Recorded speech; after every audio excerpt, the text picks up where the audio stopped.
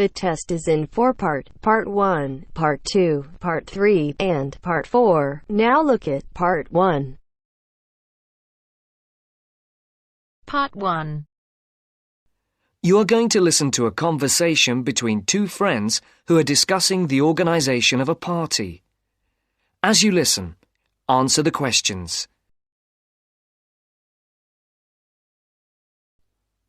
First, you have some time to look at questions 1 to 5.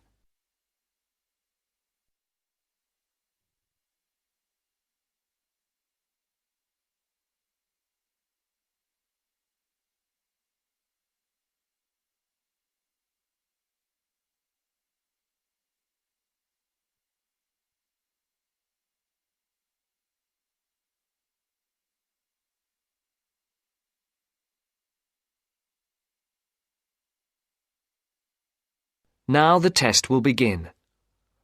You should answer the questions as you listen, because you will not hear the recording a second time. Listen carefully and answer questions 1 to 5. Hi, Matt. Right on time. Have you been waiting long? 5 minutes. The buses were held up on the high street. Otherwise, I would have been early. Yeah, there's something wrong with them today. Yes, I think so. OK, what shall we do? Shall we go and have a coffee? Yeah, that would be nice. There's that place on the corner over there. It does really nice coffee and cakes and things, and at this time it's usually very quiet, so we'll be able to talk. OK, let's go there then. So, when's the party going to be? Well, it has to be at the end of September, before we all leave for university. We've plenty of time then. We don't go for another 5 weeks, do we?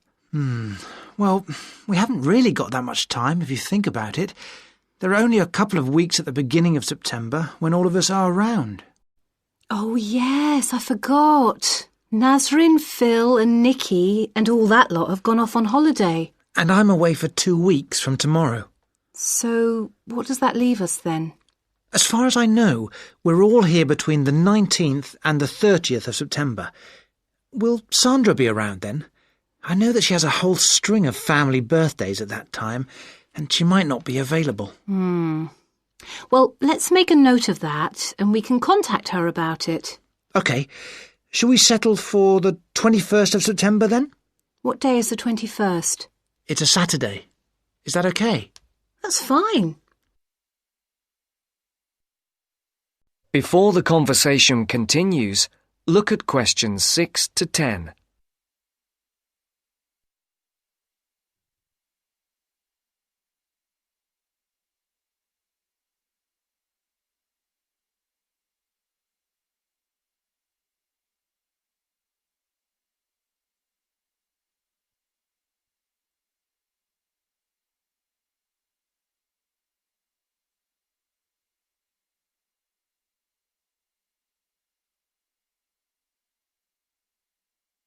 As you listen to the second part of the conversation, answer questions 6 to 10.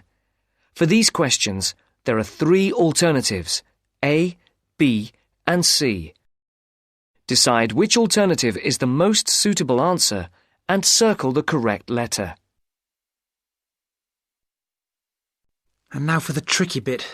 Where are we going to hold it? Well, I spoke to Nikki last week and she volunteered her place as they have a huge house and garden. Oh, fantastic.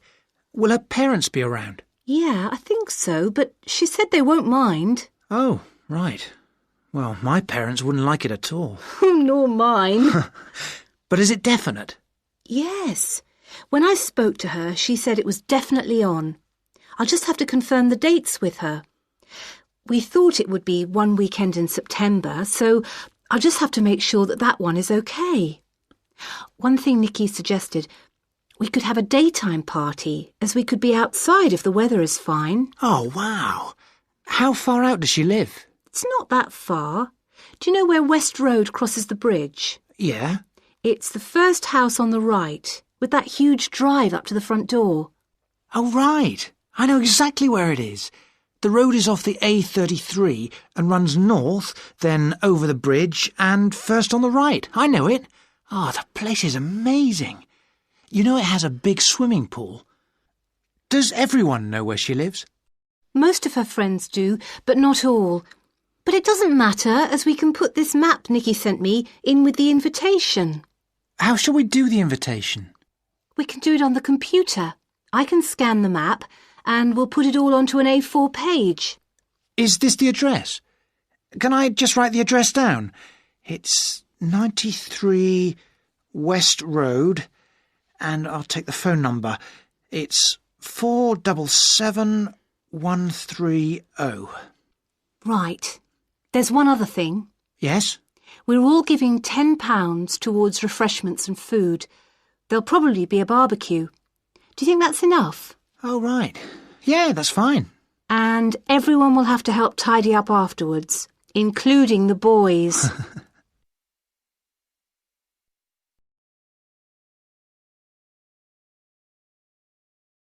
That is the end of part 1. You now have half a minute to check your answers.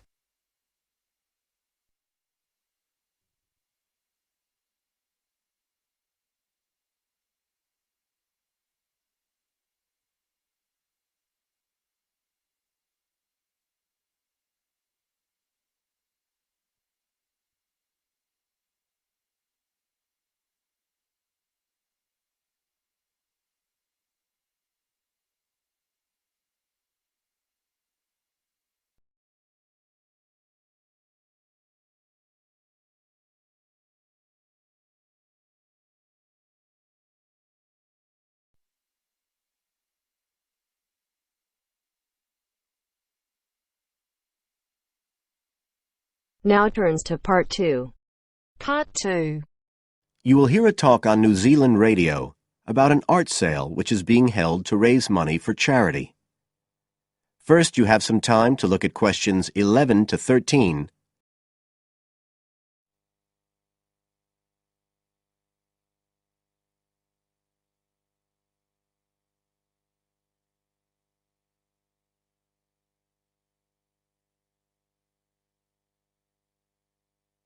Now listen carefully and answer questions 11 to 13. One of the most anticipated art events in Christchurch is the charity art sale organised this year by Neil Curtis. Neil, tell us all about it. Well, Diane, this looks like being the biggest art sale yet.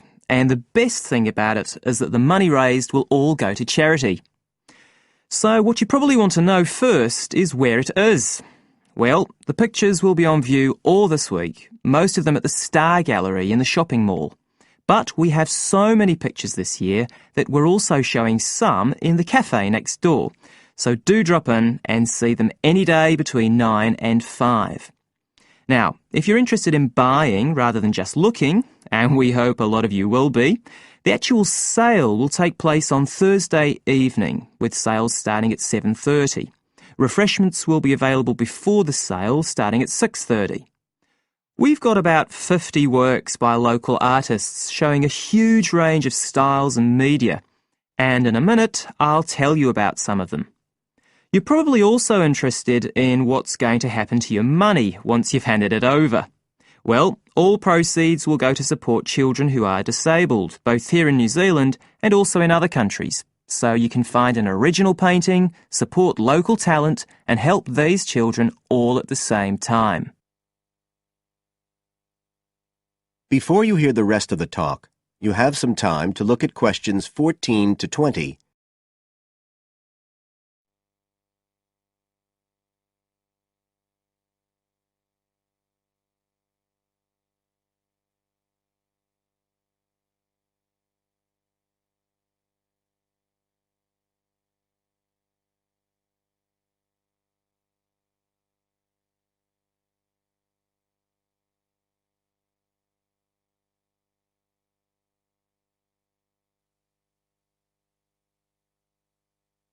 Now listen and answer questions 14 to 20.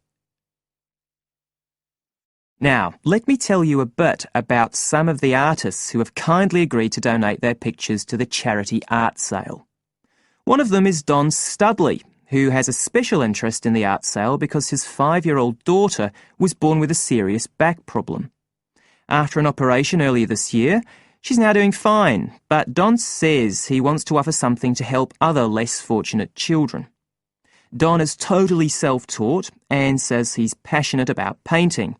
His paintings depict some of our New Zealand birds in their natural habitats. One relative newcomer to New Zealand is James Chang, who came here from Taiwan 9 years ago at the age of 56.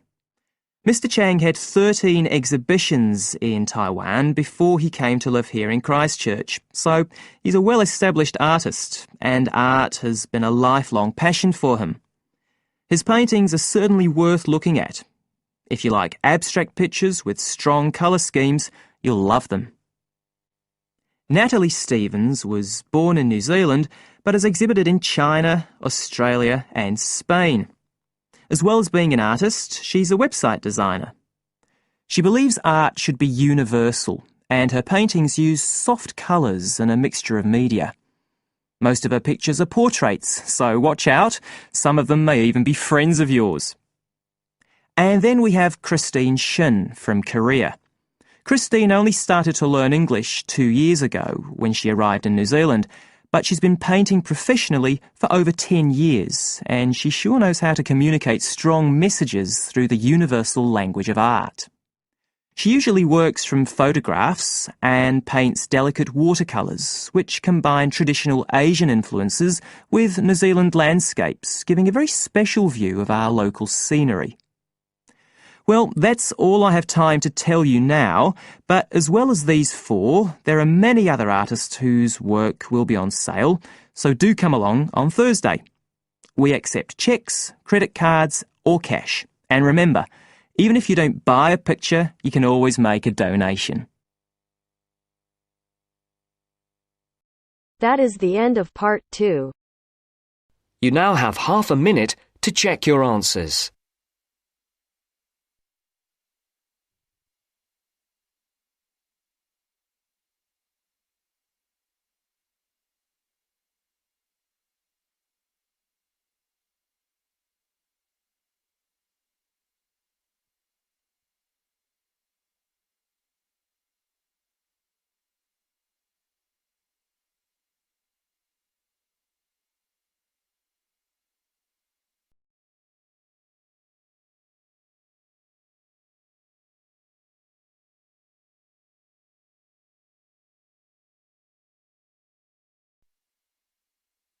Now turns to part 3. Part 3. Making the decision to stop is just the first step. Yet if you follow these guidelines, no matter how tough it may be to begin with, rest assured. First, you have some time to look at questions 21 to 26.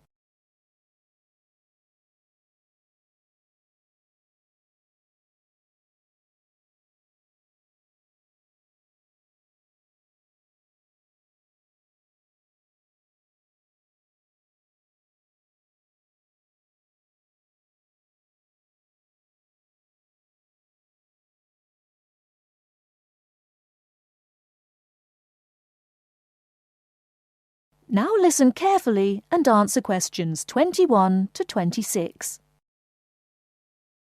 Good afternoon. Welcome to Stop Smoking Now. You're all here today because you've decided to stop smoking. However, making the decision to stop is just the first step. Yet if you follow these guidelines, no matter how tough it may be to begin with, rest assured you will be on your way to becoming what you want to be, an ex-smoker. The first thing to remember is that there is not only one way. What I'll give you today are various methods you can choose from.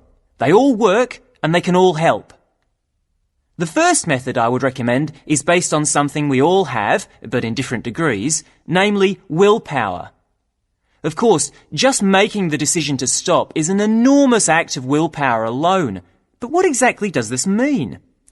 It means having a strong mind, waking up every morning and telling yourself that you will not have that cigarette, no matter how much you may want one. To do this successfully, you really have to be determined to stay focused. You need to be in the right frame of mind. But this isn't as easy as it may sound, and it may mean doing other things to take your mind off having that cigarette, particularly when the urge is strong. I found that different things can help you do this, like taking up a hobby, or having a smoking buddy, someone you can phone up when the going gets tough, a friend who can help you think about something else. Remember that each time you don't have a cigarette, you will feel better and stronger. Of course, this method does not work for everyone, but there are other ways to help keep you on track. Another way is to use smoking aids. There are many types, so find one that suits you best. Take, for example, nicotine patches. You put one on every day and it gives you a controlled nicotine dose. Basically, you keep reducing the amount until your body stops craving nicotine. As your body gets used to less nicotine, you may experience withdrawal symptoms. Don't worry about feeling embarrassed people will notice, because many nicotine patches are see-through. So, where do you get them? Well, you can buy them from your local pharmacy or supermarket. You can also ask your GP for a prescription. Before you hear the rest of the talk, you have some time to look at questions 27 to 30.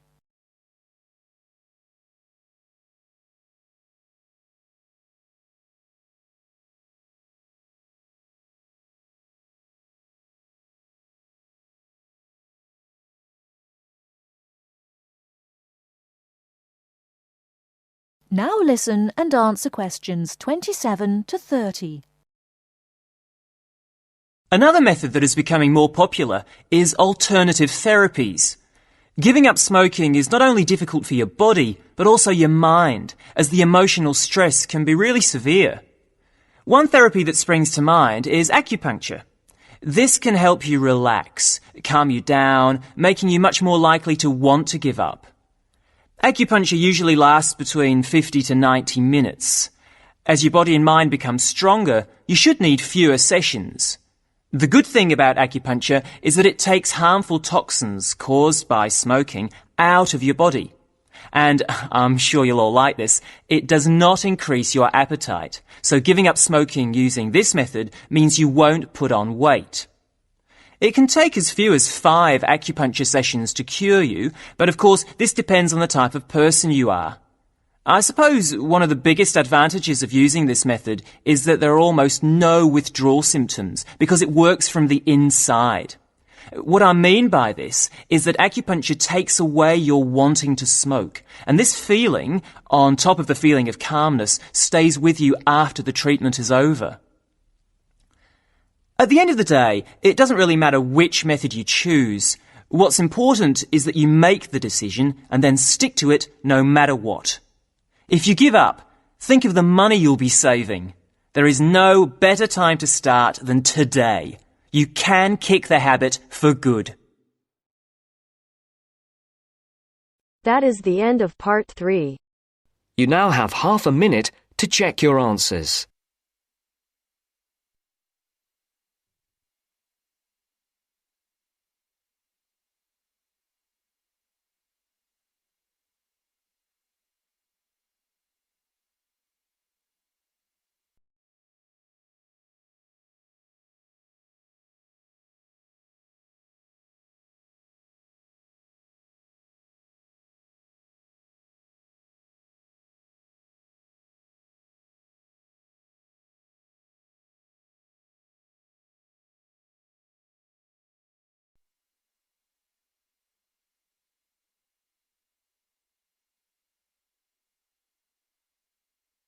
Now turns to part 4.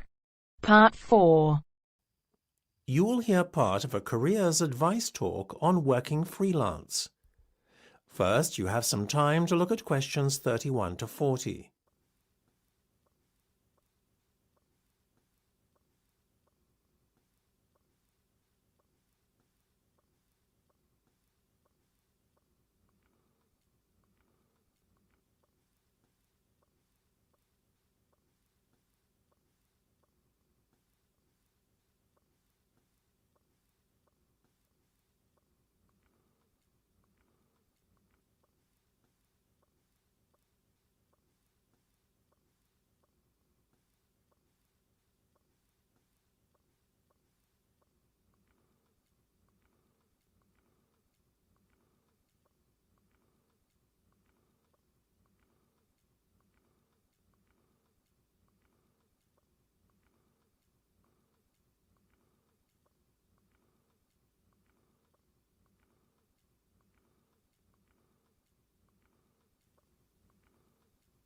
Now listen carefully and answer questions 31 to 40.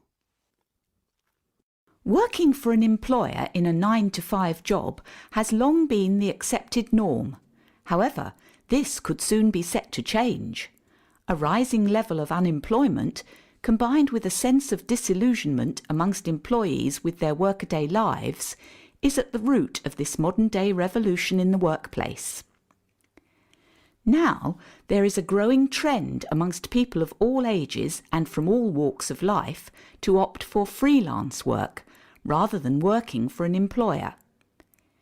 It sounds a risky option and a potentially stressful one, but on the whole, the benefits of freelancing seem to vastly outweigh those of working for someone else.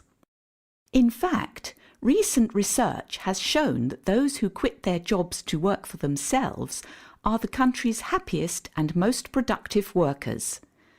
A study conducted by Dr. Jonathan Sapsed from Brighton University's Business School, in conjunction with the Arts and Humanities Research Council, looked at a total of 304 freelancers who were pursuing a range of professions in southern England.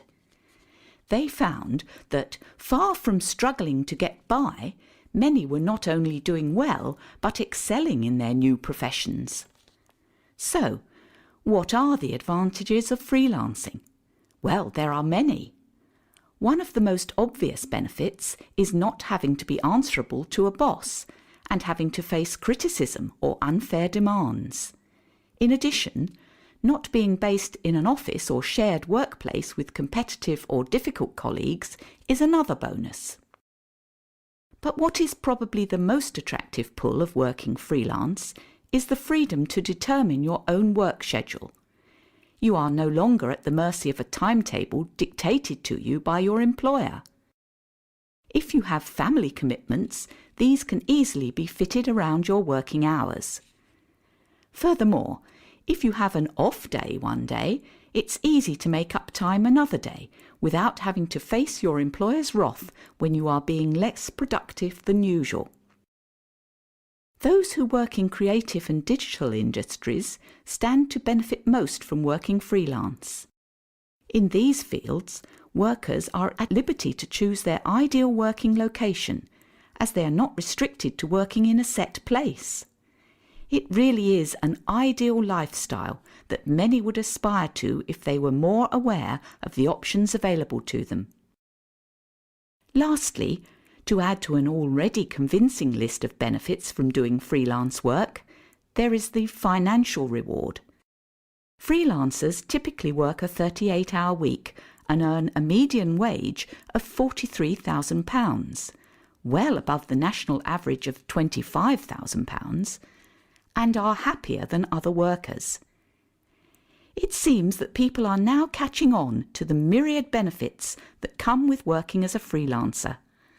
Currently, there are about 31 million people in work in Britain, and already 4.6 million are self-employed, thereby displaying the vitality of the freelance economy. In fact, so popular is freelancing becoming that it has even been suggested that the government needs to devise a new tax and other policies to support freelancers. Freelancing would seem to be the future of employment and the way forward. It is certainly well worth considering freelancing if you are doubtful about committing to working in a structured environment and would like more freedom and autonomy in your work. That is the end of part 4. You now have half a minute to check your answers.